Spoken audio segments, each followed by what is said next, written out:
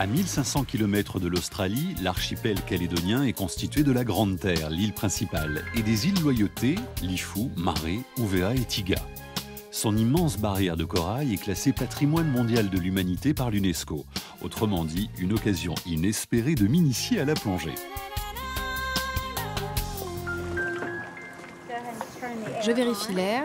Voilà, donc avec Timberley, on se prépare pour mon premier baptême de plongée sous-marine. Dans les eaux de l'océan Pacifique en Nouvelle-Calédonie, il y a pire quand même. Hein. Tiens, on pose ça ici. Ok. Ok. Tes palmes. Magnifique. Ça vous fait un petit pied potelé très gracieux. À cet endroit, on a beaucoup de tortues. Elles apprécient ces eaux peu profondes. On a une chance de croiser des requins. Ils sont généralement plus au large dans les eaux plus froides, mais on ne sait jamais. Si je vois un requin, ça, c'est le signe. Et tu me regardes. Ça, Il y a aussi des requins de récif, mais ils ne sont pas dangereux. non. Non, il n'y a pas de requins comme ça. Ok. Donc je dis 1, 2, 3 et on se laisse tomber. 1, 2, 3, roll.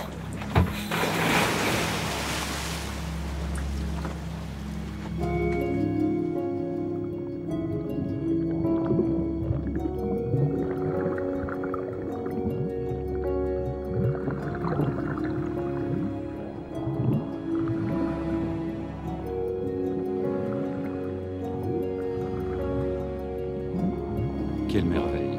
Le spectacle est éblouissant. Au cœur de ce lagon, j'ai l'impression de partager la vie de ses habitants. Je m'offre un bout de chemin avec la tortue à grosse tête. Elle semble voler au ralenti.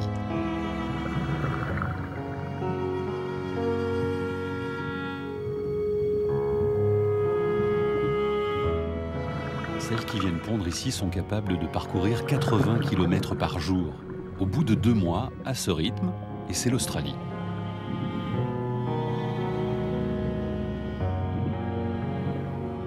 Ciao la tortue, moi je reste ici.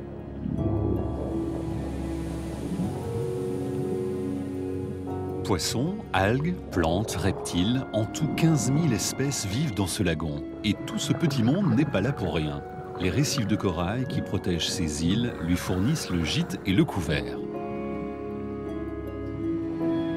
Les récifs coralliens sont de véritables immeubles sous-marins construits par les polypes, de minuscules animaux qui forment de véritables colonies.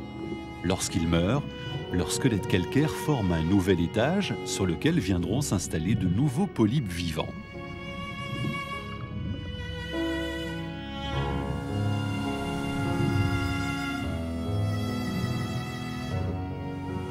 Mais les polypes sont ultra sensibles aux moindres variations de leur environnement, à commencer par les activités humaines sur la terre ferme. A contrario, la santé du récif affecte celle des hommes. Voilà le cercle vicieux qui donne du fil à retordre aux chercheurs que je dois rencontrer.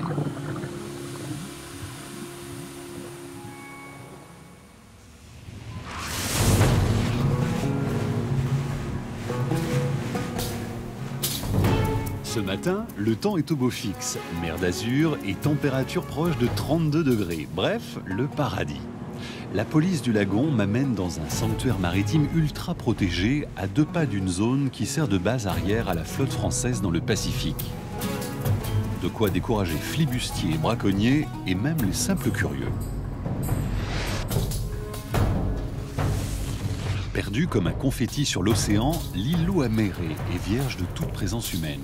Vierge, à l'exception de 3 jeunes squatteurs. Ces Robinson Crusoe s'intéressent à un animal emblématique de la Nouvelle-Calédonie.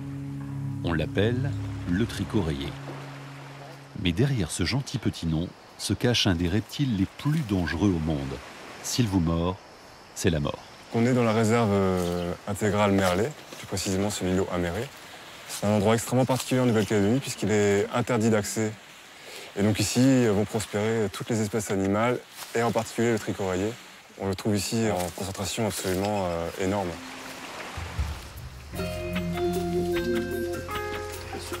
C'est un serpent qui est très venimeux. puisqu'il il chasse des murènes, donc il a besoin d'être capable de les tuer très rapidement avant qu'elles puissent se défendre. Donc il est potentiellement mortel pour l'homme.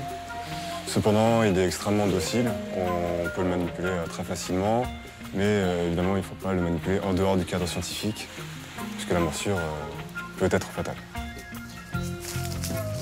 Marie, Stéphane et Paul recueillent des données sur le trécot rayé. S'il manipule ce serpent en toute décontraction, c'est que sa mâchoire toute petite ne lui permet pas de mordre facilement. Il y a quand même une justice. C'est une espèce qui est pour l'instant relativement mal connue. Ce qui est très important, c'est que le trécot rayé jouerait pour nous le rôle de sentinelle du lagon. C'est-à-dire qu'il apporte toute une somme d'informations sur l'écosystème corallien dans lequel il vit. Alors c'est une femelle adulte, recapture, son numéro 2940. Les anneaux 28 et 3 sur la queue. Mâle adulte, première capture. 21 en mâchoire. En connaissant l'état de santé de la population de trécot rayé, on peut évaluer l'état de santé de tout l'écosystème corallien en général, puisqu'il nous permet de suivre en continu l'évolution du lagon et l'impact des perturbations humaines, comme par exemple les usines à nickel qui pourraient éventuellement apporter des polluants dans le lagon qu'on serait capable de mesurer à travers les tricots. Le trécot rayé est donc une sentinelle écologique du lagon, un baromètre en quelque sorte. En faisant passer ces visites médicales à notre serpent, les chercheurs vont pouvoir évaluer l'état de santé des récifs de corail, et notamment leur exposition aux pollutions humaines. Ah, celui-là, je ne suis pas mécontent de le voir partir.